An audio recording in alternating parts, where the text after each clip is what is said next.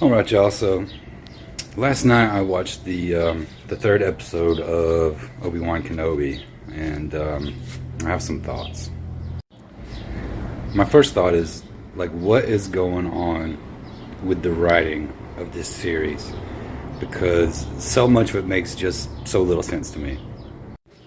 I'm going to kind of be talking about the first three episodes here, not just the last one, so stick with me. The first thing I want to say is that, like, a lot of the situations that are set up, in the show just seem a little bit, I don't know, just kind of ridiculous. For instance, that first chase scene that Leia gets involved in, where she's running away from those dudes who are trying to kidnap her. I mean, the whole thing just kind of looks a little ridiculous.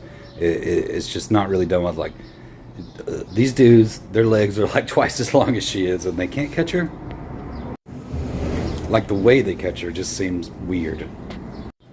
And another thing, why is Obi-Wan suffering from so much, like, some sort of PTSD thing over Anakin? Like, he won the duel. What is he so afraid of? There's so many times in the course of the show where he kind of devolves into this, quivering mess over the past. And, I'm fine with a little bit of that, but I think they're just taking it a little too far. And, I'm fine with him, not using the Force in a long time and all those things. That doesn't really bother me. But what gets me is, did he lose his connection with the Force or what? Like, it's kind of unclear at this point, which is fine. I'm willing to stay tuned and see what's going on there. But it just seems a little too put on for me. I mean, wasn't Obi-Wan on Tatooine in the first place because he was there to guard Luke and watch over him and train him when he gets ready, Why is he just hiding out in the desert, cutting up meat or whatever he's doing, and, denying who he was? It doesn't make sense to me for his character. And, I kind of thought the action sequences in the first two episodes were pretty bad. In the third episode, the scene where he's fighting the stormtroopers, that was okay, that was good, until the last part. Like, he takes out 6 or 8 troopers, and then a new transport rolls up with like 3 more, and they order him to the ground, and he just gets down and he puts his face on the ground. Like, what? Now, obviously, they set this up to introduce this other character, which, fine, but they could have done that in a better way. And the whole gate thing, they couldn't, like, walk around the gate. He's got to shoot it so it, so it disappears or whatever. I mean, come on. I've got more to say, and this is just a 3-minute video, so I've got to post the rest of my thoughts in another TikTok, so stay tuned.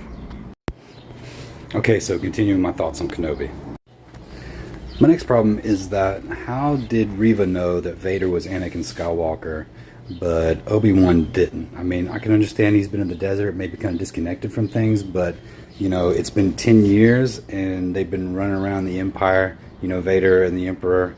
Would Vader not be, like, a famous figure? I'm not sure. Maybe there's something I'm missing. I'm not a Star Wars expert, but, that just seems weird to me. And again, why all the fear about Vader from Obi-Wan? It just seems strange to me why he's so afraid. He's already defeated him. I could see him feeling like a failure for having, failed him. But why is he so afraid? It's been a while since I've seen the original trilogy, so I'd have to go back and watch and see what Obi-Wan was like in those movies. But I remember that he was kind of, serene. He came off sort of like a monk. He was training Luke and telling him about the Force. He didn't strike me as being so messed up. So why is he so scared now? I mean, in the prequel trilogies, he was a warrior, and in the original movies, he was sort of this, serene, instructor figure who, faces down Vader without fear, and then he allows him to strike him down, so he joins with the Force. So why now is he so scared? And, there's such a stark difference between what he displayed when he's fighting those stormtroopers and what he showed when Vader shows up and he faces down Vader in that gravel pit or whatever. It just comes off completely differently. Like, he doesn't strike me as a former Jedi, who's conflicted about who he was and what he's done. He just strikes me as bumbling and foolish, And, Vader manhandles him, which is fine. The villain has to manhandle the hero in the beginning of every story. That's good. But Obi-Wan barely fights back. I mean, and he just really, there's no there's nothing there. It's just, he just looks really bad in that exchange. Like, I just didn't pick up much storytelling there. You know, maybe I'm wrong. I could be wrong, but, you know, for me, it just didn't hit home at all. You know, and then he gets saved by the spy, and the way she does it is she shoots, you know, one of the oil canisters, something starts a fire, and Vader and the stormtroopers are like 10 feet away from Kenobi, but they're just like, oh, no, we're going to take off now. And then, you know, she comes up, and I mean, what do? They drag him off to another berm or something? It didn't make any sense. And, you know, during the fight, Obi-Wan's running from him, and the way it's shot, it looks like, you know, Vader's coming after him, and Obi-Wan's just like, I'm going to run behind this other berm over here. And, I mean, give me a break. My thoughts continue in the next one.